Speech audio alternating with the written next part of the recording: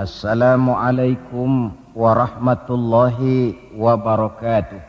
Waalaikumsalam warahmatullahi wabarakatuh.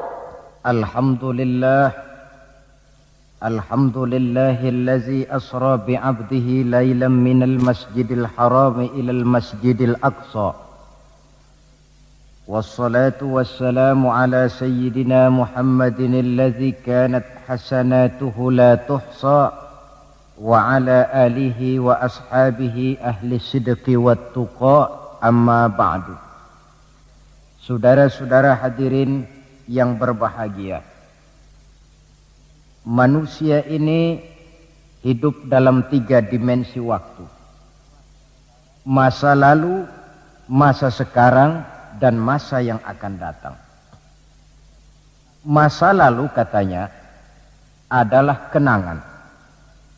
Masa sekarang adalah kenyataan, dan masa yang akan datang adalah harapan, impian, khayalan, atau cita-cita. Orang yang baik sesungguhnya adalah orang yang pandai mengambil pelajaran dari masa lalu untuk dapat menentukan sikap pada hari ini dan sekaligus merencanakan hari yang akan datang. Sehingga hari ini harus lebih baik daripada kemarin, dan besok harus lebih baik daripada hari sekarang ini. Dalam konteksnya dengan itulah kita pada pertemuan kali ini akan membicarakan tentang hikmah Isra dan Mi'raj. Satu peristiwa masa lampau yang tetap tidak kehilangan relevansinya untuk kita jadikan pelajaran bagi kita yang hidup di penghujung abad ke-20 ini. Kalau kita perhatikan, hampir setiap bulan dalam Islam ini mempunyai nilai-nilai sejarah. Kalau kita bicara Muharram misalnya, kita diingatkan dengan peristiwa hijrah. Kita bicara Ramadan, diingatkan dengan peristiwa nuzulul Quran. Kita bicara bulan Zulhijjah, diingatkan dengan peristiwa kurban. Kita bicara bulan Syawal, diingatkan dengan Idul Fitri.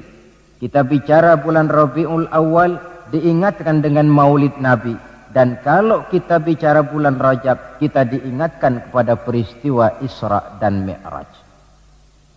Sebagai yang kita maklum, Quran itu memang bukan kitab sejarah.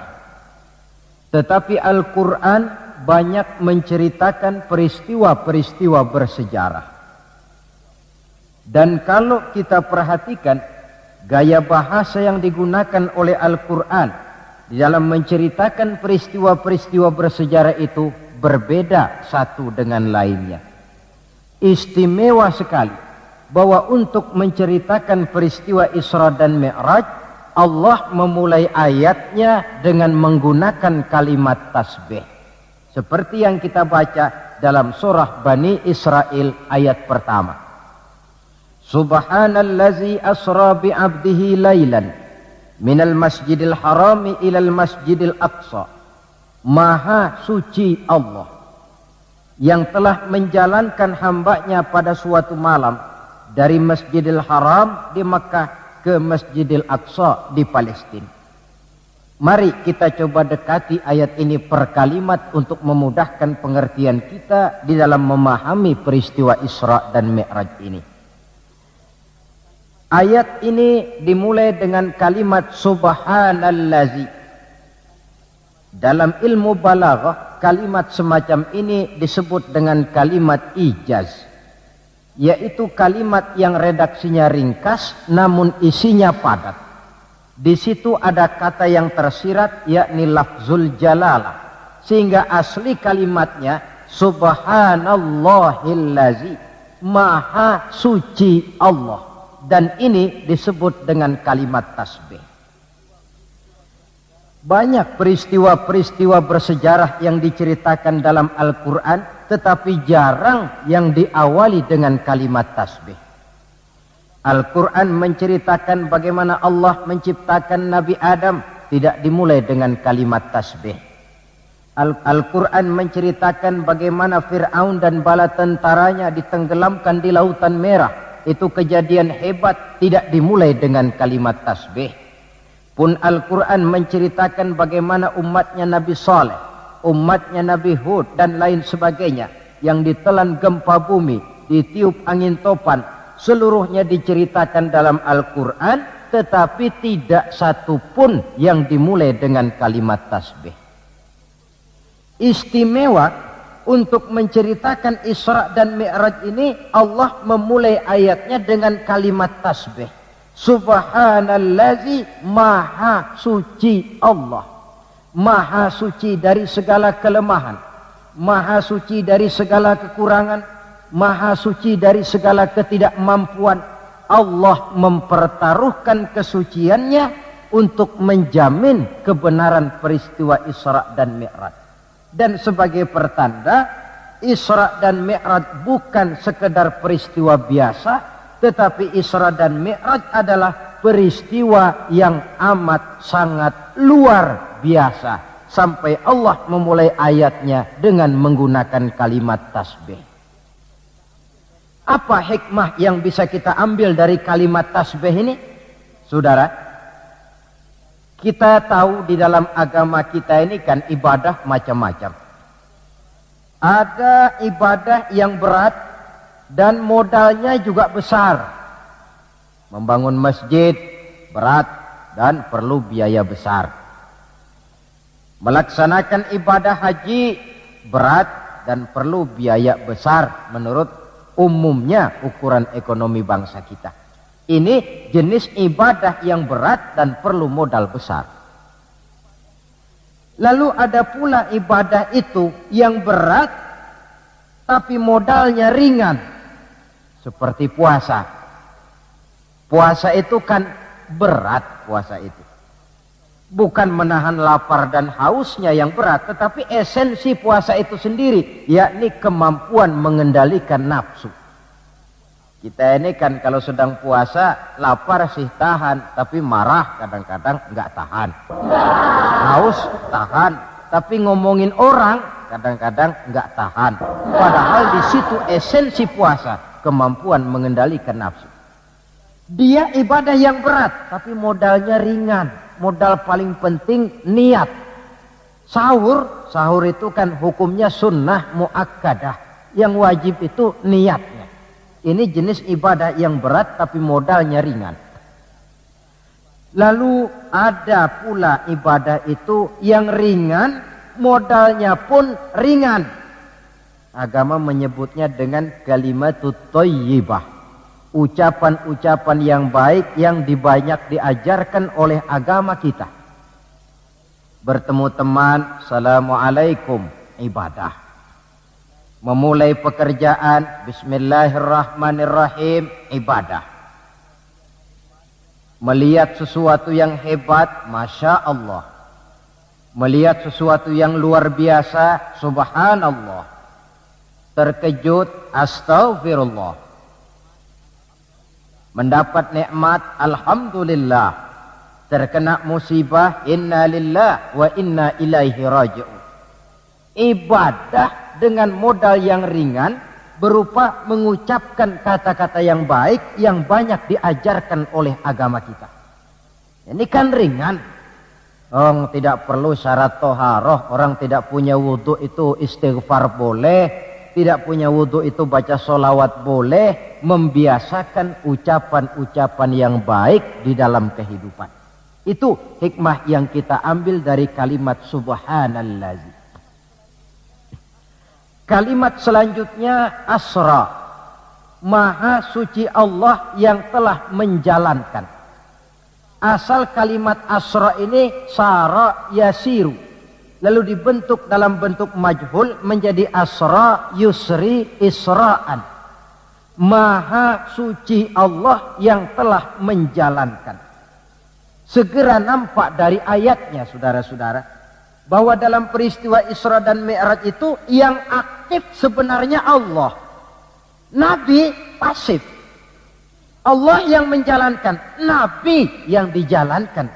Orang dijalanin tentu terima beres, namanya juga dijalanin. Maka tidak heran kalau beliau berangkat dari Mekah kemudian menuju Masjidil Aqsa di Palestina.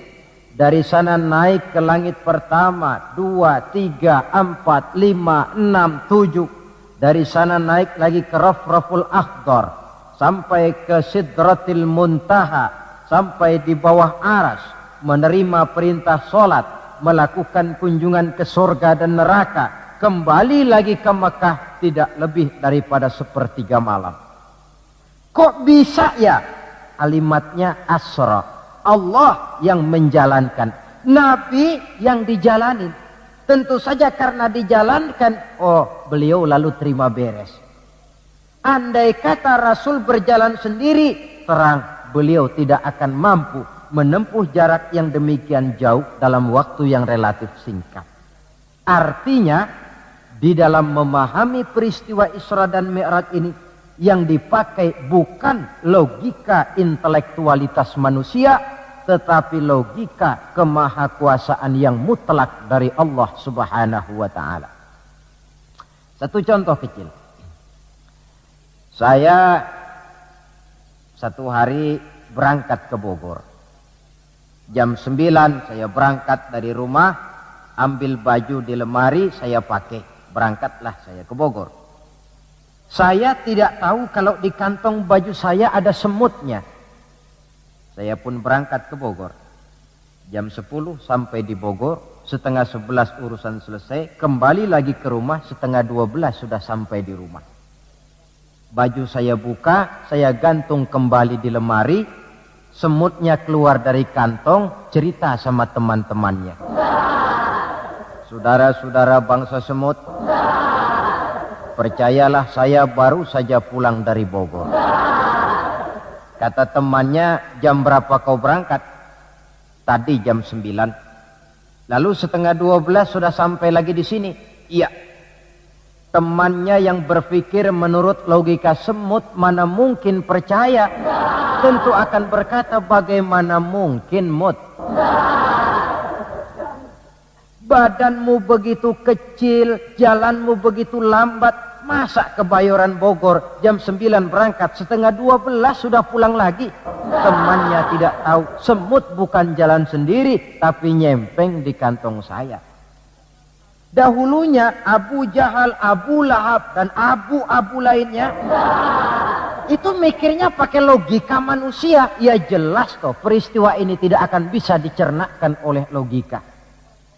Karena itu kalau sedikit orang mau merenungi ayatnya, tidak terlalu sulit memahami Isra dan Mi'raj. Dia kehendak Allah, bukan kehendaknya Rasulullah Sallallahu Alaihi Wasallam. Ini kalimat asra. Kemudian kalimat bi'abdihi, maha suci Allah yang telah menjalankan hambanya. Kenapa kok Allah memakai kalimat tidak langsung? Kan lebih enak saja kalau Allah bilang misalnya, Subhanallazi asra bi Muhammad, maha suci Allah yang telah menjalankan Muhammad. Begitu saja, kenapa sih? Kenapa harus pakai bi'abdihi, maha suci Allah yang telah menjalankan hambanya? Pakai kata-kata hamba. Apa maksudnya? Nah, di dalam kalimat hamba ada dua data. Data pertama, kalimat hamba di sini menjelaskan bahwa Nabi Muhammad itu Isra dan Mi'raj dengan roh dan dengan jasad sekaligus. Sebab apa? Orang hanya dipanggil hamba kalau punya roh dan punya jasad. Jasad tanpa roh namanya mayit. Roh tanpa jasad gentayangan, mungkin namanya pocong. Orang dipanggil hamba tentunya lengkap jasad dan roh sekaligus. Karena itu kalimat bi'abdihi sudah merupakan jawaban Isra Mi'raj terjadi dengan jasad dan dengan roh. Itu data pertama. Data yang kedua, kalimat bi'abdihi ini menjelaskan bahwa Nabi Muhammad itu oleh Allah benar-benar telah diakui sebagai hambanya. Maka lalu dipanggil hamba dalam ayat ini. Saudara mungkin lalu bertanya, Kalau cuma sekedar urusan itu, apa kita ini bukan hamba Allah? Ya tentu, kita ini hamba Allah. Kata siapa? Kata kita. Kalau kata kita, namanya mengaku. Orang mengaku tentu boleh-boleh saja, namanya ngaku. Cuma diakui atau tidak, ini yang jadi masalah.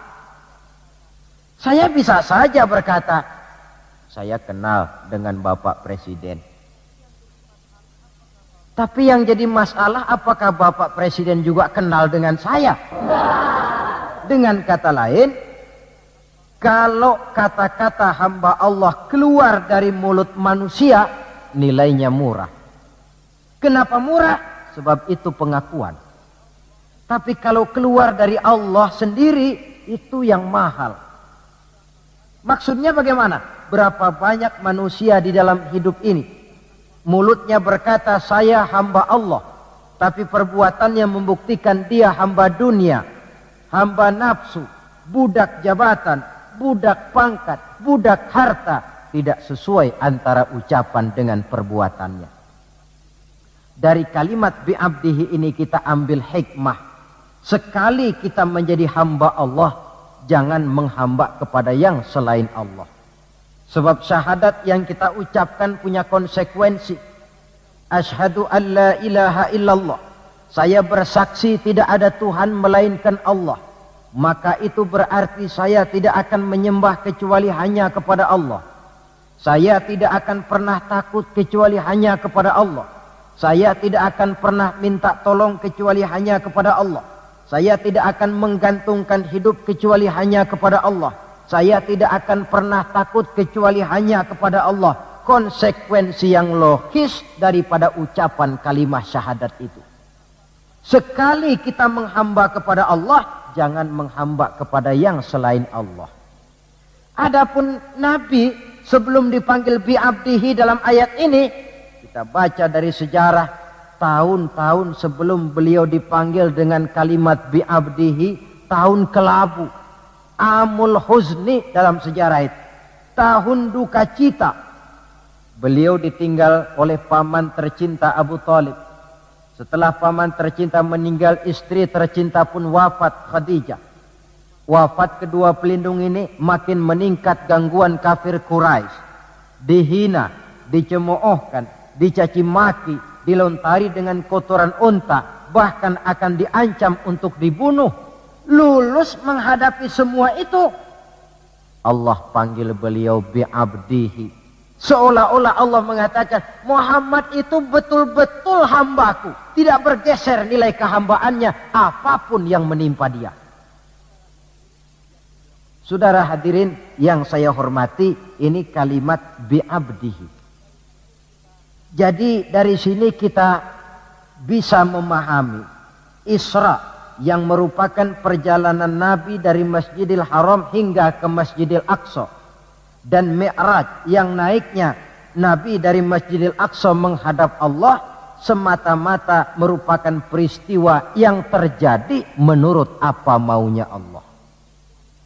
Nah, kemudian apa tujuan daripada Isra dan Mi'raj itu? Hakikatnya cuma Allah yang tahu tentu. Namun kalau kita lihat di penghujung ayatnya, kita akan menemukan kalimat linuriyahu min ayatina. Keseluruhan perjalanan yang ajaib itu, sejak berangkat sampai kembali, tujuannya linuriyahu min ayatina. Untuk kami perlihatkan kepada Nabi Muhammad itu sebagian kecil daripada tanda-tanda kebesaran kami. Untuk disampaikan kepada umatnya dan kemudian menjadi pelajaran di dalam mengarungi kehidupan. Seluruh perjalanan yang dilihat oleh Nabi, seluruh pemandangan yang ditemui di dalam perjalanan, itu merupakan sebagian kecil dari tanda-tanda kebesaran Allah. Dan itu merupakan tamsil, contoh pelajaran buat kita yang hidup di zaman sekarang ini. Misalnya, di dalam perjalanan Rasul melihat ada orang mencakar-cakar mukanya dengan kukunya sendiri. Beliau bertanya, ya Jibril, itu orang macam apa? Jibril yang waktu itu bertindak sebagai bodyguard menjelaskan, Muhammad, itulah contoh daripada umatmu, orang-orang yang suka memburuk-burukan saudaranya sendiri. Ditamsilkan bagaikan orang yang mencakar mukanya sendiri. Sebab muslim ini bersaudara seperti satu tubuh. Jikalau yang satu sakit, yang lain akan ikut merasakan sakit. Jikalau satu terinjak, yang lain merasakan akibatnya. Ibu jari tersandung batu, mulut akan berkata aduh, air mata akan keluar, kepala mungkin akan ikut pusing, dan itu refleks tanpa harus menunggu undangan. Orang yang memburuk-burukan saudaranya sendiri, hakikatnya mencakar mukanya sendiri. Bak kata pepatah, menepuk air di dulang, terpercik muka sendiri. Lalu beliau melihat pula ada orang dipotong lidahnya. Kata malaikat Jibril, Muhammad, itu tamsil daripada umatmu, orang-orang yang suka mengumpat, para pembuat fitnah, tukang bikin gosip dan menjelek-jelekan orang lain. Maka lidahnya akan dipotong sedemikian rupa. Lalu beliau melihat pula dalam perjalanan ada orang memikul kayu. Sudah cukup berat, rengkek-rengkek dia membawa beban yang cukup berat itu. Anehnya malah beban yang sudah cukup berat itu bukan dikurangi, malah ditambahi. Makin berat, makin ditambah. Makin berat, makin ditambah. Sampai Nabi heran dan tanya, Jibril, apa lagi kalau ini? Nah Muhammad, ini tamsil daripada umatmu, orang-orang yang dipercayakan untuk memikul satu amanah, tetapi amanah yang satu belum dia laksanakan, sudah diterima amanah yang lain. Akhirnya bertumpuk-tumpuk di pundaknya amanah-amanah yang harus disampaikan. Orang yang terlalu banyak jabatan, tetapi kemudian ternyata tidak mampu melaksanakan tugasnya. Tapi dikasih jabatan baru, mau lagi. Dikasih yang baru, mau lagi. Soal mampu of tidak, soal nomor 2, yang penting punya jabatan. Orang yang di dalam menerima suatu pekerjaan tidak pernah mengukur dengan batas kemampuan yang dimilikinya. Lalu beliau melihat pula ada sekelompok orang menanam. Hari itu dia menanam, hari itu juga tumbuh, hari itu juga keluar buahnya. Diketamnya, lalu tumbuh lagi gantinya. Tiap kali diketam, tiap kali keluar buahnya. Itu tamsil apa ya Jibril? Kata malaikat Jibril, wahai Muhammad, itulah satu contoh daripada umatmu, orang-orang yang gemar memberikan bantuan kepada orang yang memang memerlukannya. Mereka yang rajin sedekah, membantu fakir miskin, menyantuni yatim piatu, memberikan bantuan kepada pengembangan dakwah, madrasah, pendidikan dan pesantren. Hakikatnya mereka mengeluarkan uang, tetapi hakikatnya itu adalah untuk kepentingan diri mereka sendiri. Dicontohkan laksana orang, hari itu dia menanam, hari itu tumbuh buahnya. Dia petik, keluar lagi gantinya. Begitu seterusnya, tidak pernah berhenti. Jadi orang yang rajin bersedekah, senang memberikan bantuan kepada mereka yang memerlukannya, pada hakikatnya adalah orang-orang yang tidak pernah merugi barang sedikit pun. Malah milik kita yang sebenarnya adalah apa yang sudah kita belanjakan di jalan Allah. Uang kita di kantong kita adalah uang kita hari ini. Besok barangkali uangnya sopir taksi. Uang yang ada di dompet, uang kita hari ini. Besok barangkali uangnya tukang rokok. Uang kita yang sebenarnya, apa yang sudah kita belanjakan di jalan Allah. Baik dalam bentuk zakat, infak, sedekah, dan lain sebagainya. Tentu banyak peristiwa yang dilihat oleh Nabi di dalam perjalanan yang seluruhnya merupakan pertanda kebesaran dari Allah Subhanahu wa ta'ala. Nah, saudara, kemudian di antara tujuan Isra dan Mi'raj, di samping memperlihatkan sebagian kecil tanda kebesaran Allah, menerima perintah sholat. Dari segi menerimanya saja sholat itu sudah istimewa. Coba kita lihat. Allah perintah kita puasa. Cukup turun ayat. Ya ayyuhalladzina amanu kutiba alaikumussyiyam. Cukup turun ayat. Allah perintah orang yang mampu untuk melaksanakan ibadah haji. Cukup turun ayat. Allah perintah kita bayar zakat. Cukup turun ayat. Tapi Allah perintah kita sholat. Tidak cukup cuma sekedar turun ayat. Nabinya langsung dipanggil. Dari segi ini saja sholat itu sudah istimewa. Benar kalau Nabi menyatakan innama masalus sholati fid din kama salir ra'si fil jasad. Kedudukan sholat dalam agama sama dengan kedudukan kepala dalam anggota badan manusia. Kita yakin manusia tidak punya sebelah tangan, mungkin masih bisa hidup. Manusia tidak punya sebelah kaki, barangkali masih bisa hidup. Manusia tidak punya sebelah telinga, masih bisa hidup. Tapi kalau manusia sudah tidak punya kepala, umpama hidup juga, itu barangkali tulen turunannya kuntilanak. Begitulah kita lihat kedudukan sholat ini di dalam agama. Begitu pentingnya sampai untuk menerima perintah sholat, Allah langsung memanggil Nabi kita Muhammad sallallahu alaihi wasallam. Saudara hadirin yang saya hormati, apa sih sebenarnya perlunya kita sholat itu? Tidak untuk menggembirakan Allah. Se-ASEAN orang tidak ada yang sholat, Allah tidak akan pensiun. Jangan lagi kita berpikir, barangkali kalau kita se-Jakarta ini tidak sholat, Allah rugi. Tidak. Tidak usahlah se-Jakarta, se-ASEAN lah. Tidak ada orang yang sholat. Allah tetap Allah. Sebab ia menjadi Allah, tidak ada ketergantungannya kepada manusia. Ia tidak pernah mengambil manfaat daripada perbuatan manusia.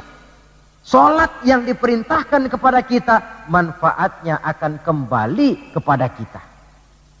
Apa sih manfaat sholat itu dalam hidup ini? Untuk menjawab apa manfaat sholat, coba kita lihat. Ayat yang memerintahkan sholat itu selalu oleh Allah dimulai dengan kata aqimis sholah. Tidak ada i'malis sholah, if'alis sholah. Tidak. Mesti aqimis sholah. Dirikan sholat. Bukan kerjakan. Tapi dirikan. Maaf saudara. Mungkin di antara kita sudah banyak yang mengerjakan sholat. Tapi belum banyak yang mendirikan sholat. Apa bedanya Pak mengerjakan sholat dengan mendirikan sholat itu? Kalau mengerjakan sholat itu cuma asal sekedar gugur kewajiban. Kadang-kadang keluar sholat Jumat nukar sendal. Mentang-mentang khotibnya khutbah, saudara-saudara kaum muslimin, ambillah yang baik, tinggalkan yang buruk. Lalu keluar praktek. Padahal sholat, di situ kita lihat bahwa orang macam ini sebenarnya hanya sekedar baru mengerjakan sholat, belum mendirikan sholat. Padahal agama menuntut kita dirikan sholat. Apa pengertian mendirikan sholat itu? Mendirikan sholat artinya mengerjakan sholat dengan betul, cukup syarat rukunnya, selesai sholat, ajaran sholat diterjemahkan di luar sholat. Itu artinya mendirikan sholat. Jadi ada istimrar, kontinuitas, kesinambungan kata orang sekarang. Pada waktu dia mengerjakan sholat kelihatan khusyuknya. Setelah selesai dia sholat, kembali ke masyarakat, kembali ke tempat tugas, ajaran sholat diterjemahkan di sana. Nah, saudara hadirin, apa ajaran sholat yang harus kita terjemahkan dalam hidup, yang artinya ini merupakan manfaat daripada sholat? Pertama, Salat mengajarkan kita satu sifat yang disebut rendah hati, at-tawadhu. Rendah hati bagaimana? Anggota badan kita yang paling kita hormatikan kepala. Kalau bergurau dengan teman, dipukulnya tangan kita, masih senyum kita. Dipegangnya kaki, masih senyum kita. Tapi kalau sudah kepala, marah. Namun kepala yang begini kita hormati, manakala sujud di hadapan Allah, sama rendahnya dengan telapak kaki kita. Allahu Akbar. Selesai sholat, kembali ke masyarakat, sombongnya hilang. Ini mendirikan sholat. Sebab apa? Dia tahu orang sombong itu Allah tidak senang. Iblis diusir dari sorga itu kan cuma karena sombong. Diperintah sujud kepada Nabi Adam, dia tidak mau. Allah tanya Iblis, kenapa kau tidak mau? Ini kan perintahku, kata Allah. Iblis dengan sombongnya menjawab, wahai Allah, saya akan diciptakan dari api, Adam kan dari tanah. Unsur api lebih mulia daripada unsur tanah. Masa saya harus sujud sama Adam yang baru kemarin? Gengsi ah. Kata Allah, kamu sombong Iblis. Surga bukan tempat orang sombong. Keluar. Iblis diusir dari surga. Jadi kira-kira sajalah yang sudah di surga itu sombong saja diusir. Apalagi kita yang masih di dunia ini. Dalam segala bentuknya, sombong itu Allah tidak senang. Sombong ilmu, Allah tidak senang. Mentang-mentang punya ilmu agama, tepuk-tepuk dada, nih saya satu-satunya ustadz di sini. Semuanya mesti ngaji sama saya ya. Kalau tidak ngaji sama saya, Islamnya kurang tapi sah. Sombong dengan ilmu. Sombong harta, ibu-ibu, Allah juga tidak senang. Sombong pangkat pun demikian juga, yang wajar-wajar sajalah kita dalam hidup. Tawadhu. Yang kedua, solat mengajarkan kita untuk ikhlas. Berbuat tanpa pamrih. Kalau sudah Allahu Akbar, itu sudah karena Allah. Orang mau puji atau tidak, mau tahu atau tidak, mau dengar atau tidak, yang penting Allah. Tertanam keikhlasan. Bagaimana orang yang ikhlas dalam berbuat itu? Maaf-maaf. Orang yang ikhlas dalam berbuat itu seperti orang buang air besar. Saudara, kalau saya tanya, pagi-pagi buang air besar itu ikhlas apa tidak? Walaupun malam saudara habis makan enak, sate, opor ayam, buahnya anggur, apel, besok pagi dibuang, ikhlas. Tidak pernah ditengok-tengokin. Begitu jatuh lalu dilihat, ini jangan-jangan satenya ini, tidak. Sudah jatuh ya sudah, kurelakan kau pergi. Berbuat tanpa pamrih, yang penting Allah. Ini mendirikan sholat. Yang ketiga, ini saya kira yang banyak dicari orang sekarang. Sholat itu memberikan ketenangan dalam hidup. Ketenangan bagaimana? Kita manusia hidup ini kan punya ambisi dan emosi. Yang orang lain punya, kita kepengen. Yang orang lain bisa, kita kepengen. Itu wajar, namanya manusia mesti punya emosi. Tapi emosi yang membludak tanpa dinetralisir akan bisa menimbulkan psikosomatik. Di mana manusia disiksa oleh perasaannya sendiri. Cobalah. Kadang-kadang dia lihat tetangganya beli televisi berwarna. Tetangga yang sebelah meriang. Enggak dia apa-apain, meriang. Tetangganya malah makin kaya, besok beli kulkas. Wah, dia makin gawat, opnam, masuk rumah sakit. Di rumah sakit dapat kabar tetangganya beli mobil, wah mati dia.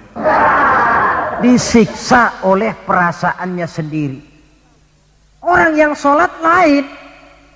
Jam 11 siang lihat tetangga bawa TV berwarna baru. Temperatur naik, panas, wajar. Datang waktu zuhur, kutub-kutub badan yang panas karena lihat tetangga bawa TV baru, didinginkan oleh air wudhu. Begitu terkena air wudhu, temperatur turun, adem. Selesai wudhu, menghadap ke arah kiblat, usolli fardhu zuhri, Allahu Akbar, Allah yang maha besar. Temperatur makin turun ke titik nol, titik netral. Sebab apa? Dia sudah berhadapan dengan zat yang maha besar. Allahu Akbar, yang besar cuma Engkau ya Allah. Televisi tetangga saya mah kecil. Itu sebabnya Nabi pernah mengisyaratkan tanda orang bahagia itu dalam urusan dunia dia lihat ke bawah, tapi dalam urusan akhirat, dalam urusan agama dia melihat ke atas. Kalau dia punya mobil dia berkata, alhamdulillah kita nih punya mobil, tetangga sebelah cuma punya motor. Kata yang punya motor, alhamdulillah punya motor, tetangga sebelah cuma sepeda aja kemana-mana. Kata yang punya sepeda, alhamdulillah punya sepeda, tetangga sebelah kemana-mana jalan kaki terus. Kata yang jalan kaki, alhamdulillah masih bisa jalan. Tetangga sebelah lumpuh bertahun-tahun gak kemana-mana. Kata yang lumpuh, alhamdulillah masih hidup. Tetangga sebelah kemarin out gak balik lagi. Timbul rasa syukur. Lalu dalam urusan akhirat, agama melihat ke atas. Kalau dia bisa jaga sholat yang 5 waktu, kenapa saya tidak? Kalau dia bisa baca Quran, kenapa saya tidak? Kalau dia walaupun hidup sederhana berani membantu pembangunan masjid, musola, madrasah, kenapa saya yang lebih kaya tidak? Timbul keinginan untuk mencontoh. Mencontoh orang dalam ibadah menimbulkan kepuasan batin. Sebaliknya, mencontoh orang dalam urusan harta menimbulkan rasa penasaran, hasud, dengki, tidak senang melihat orang lain mendapat nikmat, dan paling akhir disiksa oleh perasaannya sendiri. Ketenangan dalam hidup, ketenangan dalam rumah tangga tercipta karena sholat. Cobalah, kalau seorang istri, suami ahli sholat, istrinya sholat, jam 4 bangun, dibangunkan istrinya, bu mari sudah menjelang subuh, ayolah kita ambil air wudhu berangkat. Selesai dia ambil air wudhu, dia sunnah qobliyahnya 2 rakaat. Kalau dekat ke musola masjid, jamaah ke musola masjid. Kalau jauh, jamaah di rumah. Nikmat rumah tangga muslim itu. Si suami jadi imam, istri jadi makmum. Suami takbir, istri takbir. Suami ruku, istri ruku. Suami sujud, istri sujud. Selesai sholat, assalamualaikum warahmatullah, assalamualaikum warahmatullah. Si istri mencium tangan suaminya, bang, kalau tadi siang banyak dosa saya, maafkan bang. Nikmat rumah tangga muslim tercipta karena sholat. Suatu hari bertengkar, jang ceng cong hang heng hong, ribut suami istri. Datang waktu zuhur, kata suaminya, bu, waktu zuhur sudah datang. Pertempuran kita hentikan sebentar. Gencatan senjata mulai. Ayo kita sholat. Ayo kau jadi imam lah. Suami jadi imam, istri jadi makmum. Biar monyong-monyong dikit, sholat. Saya sholat, assalamualaikum warahmatullah, assalamualaikum warahmatullah. Si suami menoleh ke belakang. Bu, kalau memang masih penasaran, terusin yuk. Saya kira kalau memang masih terus juga, itu memang dasar ahli bertengkar. Sudah profesional itu. Pakai sholat saja tidak mempan, bagaimana pula dengan yang lain. Sholat membawa ketenangan dalam hidup pribadi, berumah tangga, bahkan bermasyarakat sampai kepada bernegara. Inilah makna inna sholata tanha anil fahsya'i wal munkar. Sholat yang didirikan dengan betul mampu mencegah manusia daripada perbuatan yang keji dan munkar. Saudara hadirin yang saya hormati, dengan demikian maka sholat adalah keperluan kita, bukan keperluannya Allah. Dan waktunya sudah diukur sedemikian rupa.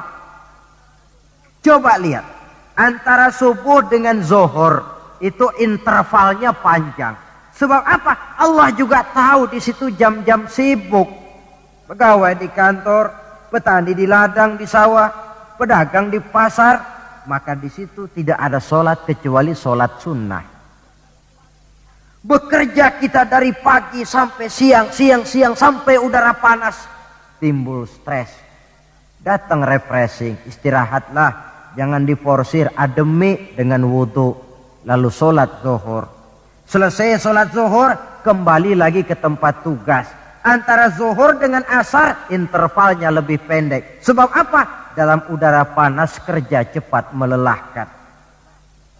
Maghrib dengan isya, intervalnya lebih pendek lagi. Sebab apa? Sudah masuk malam. Sebagian besar kejahatan justru terjadi pada waktu malam. Antara isya dengan subuh, intervalnya memang panjang.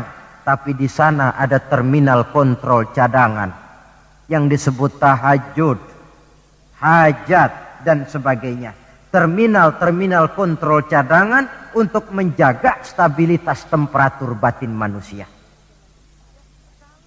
Jadi dengan demikian, kalau diabaikan, kerugian untuk manusia sendiri. Sebab hakikatnya Allah tidak pernah mengambil manfaat daripada amal dan perbuatan manusia itu. Nah, saudara-saudara, dari uraian yang singkat ini kita ambil beberapa kesimpulan. Pertama, Isra dan Mi'raj adalah maunya Allah. Kita manusia punya kemauan, Allah juga punya kemauan. Kalau kemauan kita sesuai dengan kemauan Allah, tentu jadi. Kalau tidak, ya tidak, maunya Allah yang jadi, bukan maunya kita. Nah, agar mau kita dimaui Allah, caranya bagaimana? Mudah saja, ikuti apa maunya Allah, nanti dia ikuti maunya kita. Dekati Allah, nanti dia dekat dengan kita. Kalau dekat, fasilitas tentu dikasih. Kalau kita dekat sama lurah saja kadang-kadang dapat fasilitas kan? Dekat dengan orang-orang tertentu bisa mendapat fasilitas. Dekat dengan Allah, demikian juga adanya. Sarana komunikasi yang paling efektif untuk mendekati Allah, sholat adanya. Yang kedua, seluruh kejadian dalam alam hanya bisa terjadi karena dua proses.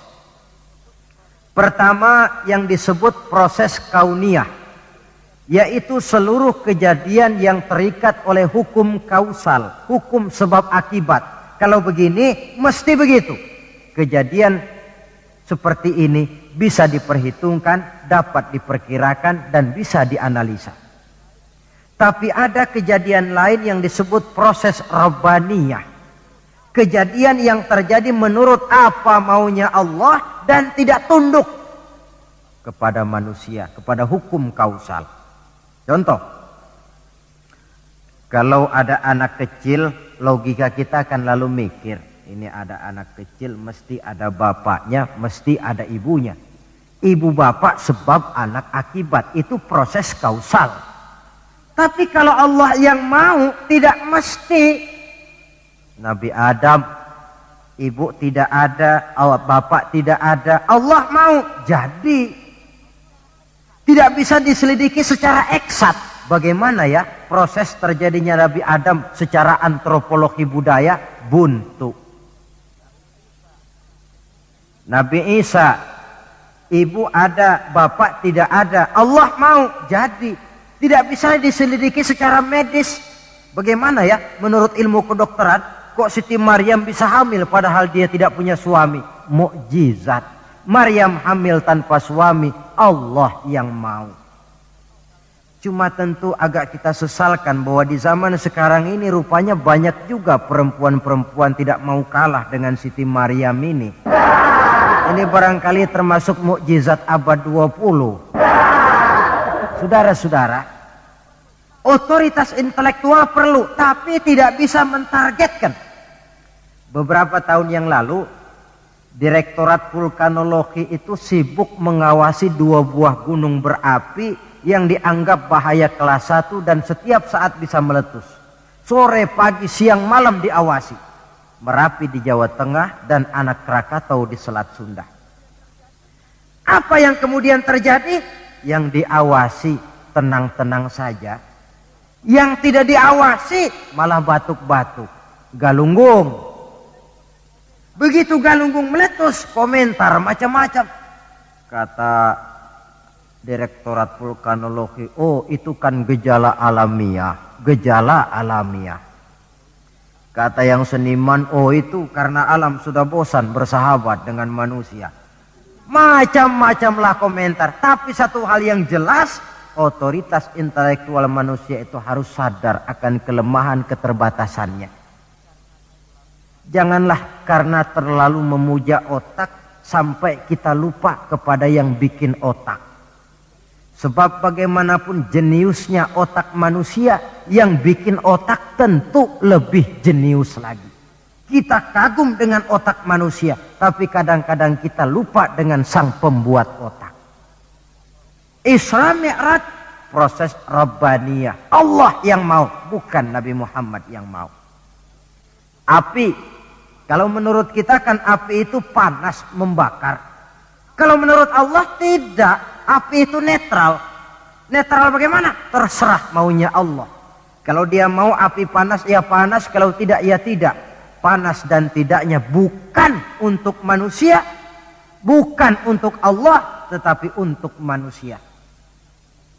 Maka Nabi Ibrahim pada waktu oleh Raja Namrus dilempar ke kobaran api yang menggunung, seujung rambut pun dia tidak terbakar. Sebab apa? Ketika dia hampir jatuh ke dalam api, Allah berkata kepada api, ya naru kuni bardan wa salaman ala Ibrahim. Hai api, dinginlah kamu, selamatkan Ibrahim. Api tunduk kepada maunya Allah, seujung rambut pun Nabi Ibrahim tidak terbakar, malah kedinginan di tengah kobaran api. Kasus macam ini tidak bisa diselidiki secara eksat. Bagaimana kok Nabi Ibrahim itu enggak kebakaran di dalam api? Oh, barangkali baca ayat itu tuh yang tadi itu. Saudara boleh coba.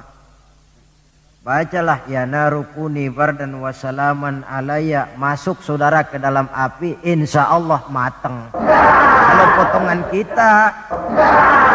Sebab yang kita mau itu belum tentu Allah mau.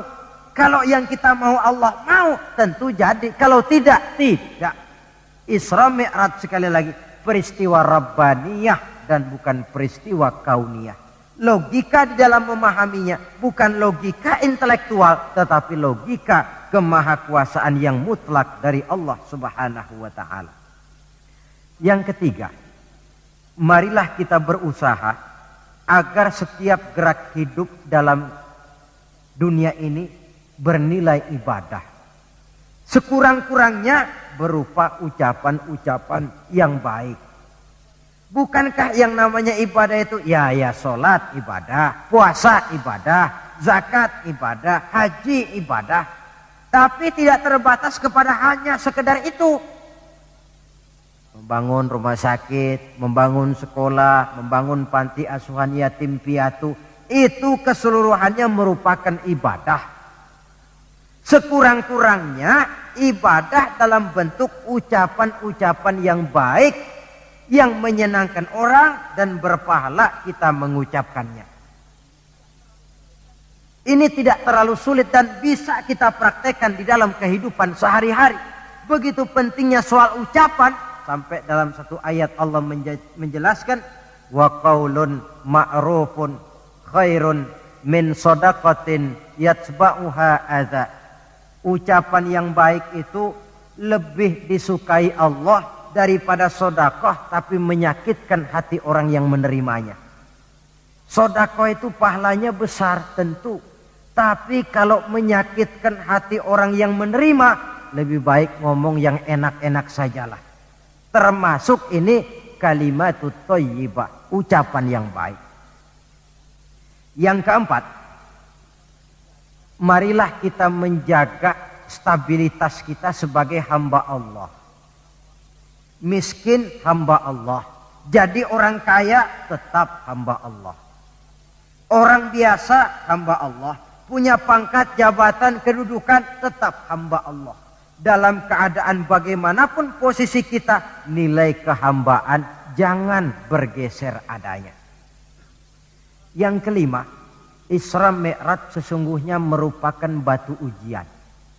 Setelah terjadi peristiwa Isra Mi'raj, kelihatan mana yang loyang, mana yang emas, mana yang batu kerikil, mana yang mutiara dan intan. Setelah terjadi Isra dan Mi'raj, yang beriman makin mantap imannya, yang ragu-ragu makin kembali malah kepada kekafiran, yang memang sudah kafir makin menghebat kekafirannya. Rombongan pertama yang makin mantap imannya diwakili oleh Abu Bakar Siddiq. Sehingga ketika diceritakan orang kepadanya, wahai Abu Bakar, sahabatmu Muhammad itu sudah gila dia. Gila bagaimana? Masa dia cerita katanya tadi malam dia dari Masjidil Aqsa, lalu sekarang sudah ada di Mekah lagi. Betul dia cerita macam itu? Betul. Saudara, kalau memang Muhammad yang cerita macam itu, jangankan cuma sekedar sampai Masjidil Aqsa di Palestina, lebih daripada itu pun kalau dia yang memang betul cerita, saya percaya. Makin mantap. Yang ragu-ragu malah ada yang kembali kepada kekufuran. Yang kafir malah makin menghebat kekafirannya. Maka Isra Mi'raj merupakan ujian bagi umat untuk menyaring, merupakan filter mana umat Nabi yang benar-benar yakin dengan iman, dan mana yang setengah-setengah, dan mana yang murtad, kemudian mana yang ingkar dan kafir. Oleh karena itu, hakikatnya kejadian apapun yang kita alami dalam hidup, hendaklah berlaku seperti Nabi Sulaiman alaihi salam. Diberikan beliau kekuasaan, diberikan pengetahuan, diberikan harta yang banyak. Atas semua itu, beliau hanya berkata, hadza min fadli rabbi liyabluwani aashkuru am akfur. Semua ini, kekuasaanku, hartaku, ilmu pengetahuan yang diberikan kepadaku, ini cuma sekedar karunia untuk menguji diriku, adakah aku bersyukur karenanya atau malah aku menjadi ingkar karenanya. Maka bersyukurlah kita yang hidup di satu zaman yang jauh dari zamannya Rasulullah. Kita belum pernah berjumpa dengan beliau, belum pernah mendengar suara beliau, tidak melihat gerak langkah perjalanan beliau. Entoh kita beriman dengan peristiwa Isra dan Mi'raj ini. Jauh lebih beruntung daripada orang-orang yang langsung ditongkrongi Nabi. Mereka melihat wajah Nabi, mendengar Nabi membaca wahyu, melihat mukjizat, tetapi mereka tidak juga mau beriman.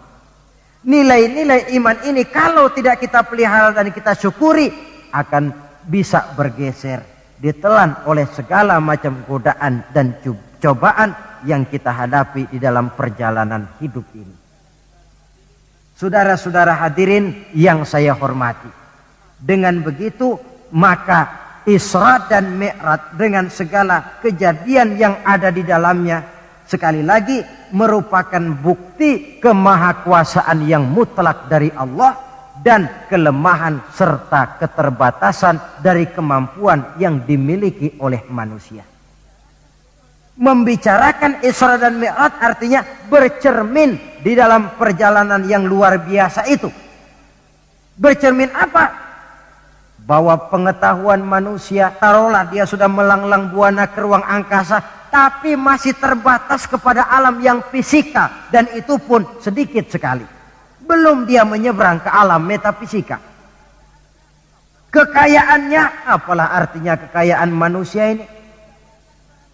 Jabatan barangkali, kita semua sadar bahwa pangkat yang paling tinggi sebenarnya kan pensiun. Titel yang paling akhir tidak lain adalah almarhum. Setiap kita akan berjalan ke arah itu, sehingga tidak terkena apa yang diingatkan Allah, kalla innal insana la yatgha ar-ra'ahu istaghna. Manusia itu mudah lupa diri manakala melihat dia sedikit mampu, kaya, berkuasa, pandai, mudah lupa diri. Cobalah lihat Berapa banyak orang-orang yang tadinya sudah adil, berjuang menegakkan keadilan, namun di tengah jalan dia bisa berbalik meluncur menjadi orang yang justru menginjak-injak keadilan itu sendiri. Berapa banyak orang-orang yang tadinya sudah benar, berjuang menegakkan kebenaran, atau sekurang-kurangnya berniat untuk membela kebenaran, tapi di tengah jalan dia bisa berbalik menjadi orang yang justru hanya mau benar sendirian, walaupun tidak benar bagi orang lain. Wa idza massal insana durru da'ana li janbihi aw qa'idan aw qa'ima falamma kashafna anhu durrahu marra ka'allam yad'una ila durrin massahu. Kalau manusia ditimpa kesulitan, dia bermohon kepada Allah supaya dihilangkan kesulitan, baik pada waktu berdiri, sambil berbaring, sambil tidur. Manakala kesulitan sudah dihilangkan, marra ka'allam yad'una ila durrin massahu, dia pun berjalan dengan sombongnya, seolah-olah belum pernah minta tolong kepada Allah. Ini kecenderungan manusia. Itulah sebabnya yang terakhir sekali dari pembicaraan kita kali ini, puncak kebahagiaan seorang muslim tidak lain adalah bertemu Allah. Bagaimanapun nikmatnya masuk surga, kalau diukur dengan bertemu Allah, masih jauh lebih nikmat bertemu Allah. Nabi di puncak perjalanan Mi'raj bertemu Allah, tapi pertemuan itu diawali dengan berbagai macam cobaan, ujian, fitnahan, sampai kepada ancaman akan dibunuh. Paling akhir beliau mendapat perkenan bertemu Allah, puncak kebahagiaan hidup yang belum pernah diberikan kepada seorang pun manusia, baik sebelum atau sesudah beliau. Jadi begitulah seperti pepatah bilang, habis gelap mesti terbit terang. Inna ma'al usri yusra. Di balik segala kesulitan itu, insya Allah akan menunggu kemudahan. Kesulitan adalah bagian daripada hidup. Bukan untuk ditakuti, tetapi untuk dicarikan jalan keluar bagaimana pemecahannya. Saudara, inilah pembicaraan kita pada pertemuan ini. Walaupun selintas, mudah-mudahan bisa memberikan gambaran tentang Isra dan Mi'raj yang pada gilirannya akan memperkuat nilai-nilai keimanan kita dalam rangka melaksanakan apa yang diperintah Allah dan menjauhi apa yang dilarangnya. Terima kasih banyak atas perhatian saudara. Mohon maaf atas segala kekurangan. Usikum wa iyaya bitaqwallah. Wassalamualaikum warahmatullahi wabarakatuh.